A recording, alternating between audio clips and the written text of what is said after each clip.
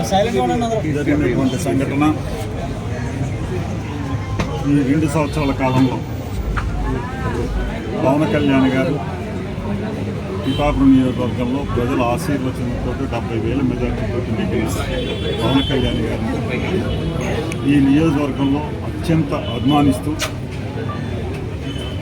ఆ రకంగానే పవన్ కళ్యాణ్ గారు నిరంతరం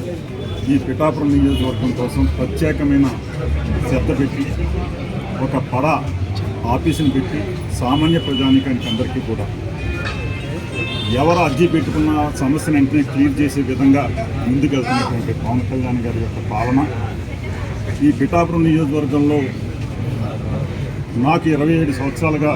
ఈ పిఠాపురం నియోజకవర్గ ప్రజానీకంతో సత్సంబంధాలు కలిగి ఉన్నాను. అలాగే ఇతర నాయకులు ఉన్నారు. మేమందరం శాసనసభ్యులుగా చేసినా కూడా ఎప్పుడూ లేని అభివృద్ధి 2 సంవత్సరాల్లో పవన్ కళ్యాణ్ గారు వచ్చిన తర్వాత దాదాపు 600 కోట్ల రూపాయలతో అభివృద్ధి చేయడమే కాకుండా ఇంకా మరిన్ని ఎప్పటి నుంచో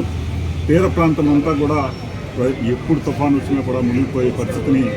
గ్రామాల్లోకి వచ్చే పరిస్థితిని మనం చూస్తున్నాం. దాన్ని కూడా 323 కోట్ల రూపాయలని ఆల్రెడీ శాంక్షన్ చేయించడం, అలాగే ఉప్పాడ బ్రిడ్జి ఇక్కడ ఎప్పటి నుంచో కూడా 10 సంవత్సరాల పైబడి శాంక్షన్ అయినా కూడా ఈ రోజుకి కూడా స్టేట్ గవర్నమెంట్ యొక్క నిధులు పెట్టలేక ఈ రోజుకి కూడా అది కార్యరూపం దాల్చినటువంటి పరిస్థితిని గమనించి పవన్ కళ్యాణ్ గారి దృష్టికి వెళ్ళగానే దాన్ని కూడా సెంట్రల్ గవర్నమెంట్ మార్పించి త్వరలో దాన్ని కూడా ప్రారంభించడానికి ముందుకెళ్తున్నటువంటి పవన్ కళ్యాణ్ గారు ఈ రకంగా ఈ నియోజకవర్గంలో మొన్ననే 19 కోట్ల రూపాయలతోటి టెంపుల్స్ కూడా మరింత అభివృద్ధి చేసే విధంగా ముందుకెళ్తున్నటువంటి విధానం. ఈ రోజున గ్రామాల్లో ప్రతి అక్క చెల్లెమ్మ ప్రతి ఒక్కరు కోరుకునేది ఒకటే, వాళ్ళు ఇంటి ఎదుర్కొంటారు రోడ్డు, వాళ్ళు ఇంటి ఎదుర్కొంటారు ట్రైన్. అవన్నీ కూడా రోడ్లు పెట్టడానికి వీలు లేనటువంటి విధంగా ఈ రోజున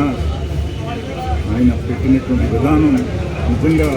ఎప్పుడూ లేని విధంగా ఈ రోజున పిఠాపురం నియోజకవర్గం అభివృద్ధి సంక్షేమము జరుగుతున్న సందర్భంలో